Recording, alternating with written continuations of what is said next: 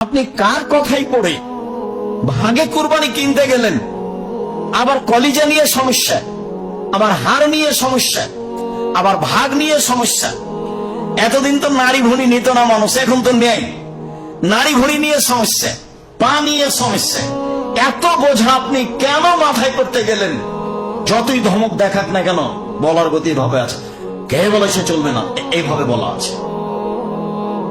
আমি ওইভাবে বলিনি, তবে আমি বলছি আমার 35 বছরের তদন্তে ভাগে পরিবারের পক্ষ থেকে কুরবানির কোনো প্রমাণ নেই। 7 জন আছে, 7 পরিবার নেই। আশা যে আমি কথা স্পষ্ট করতে পেরেছি।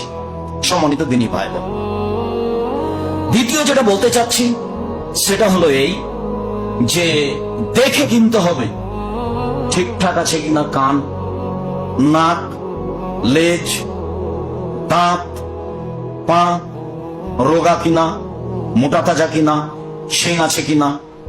শুনুন, হাদিস সহিহ, কিনে নিয়ে এসে যদি শিং ভেঙে যায় তাহলে এটা বিক্রি করে দেন আর একটা কিনে।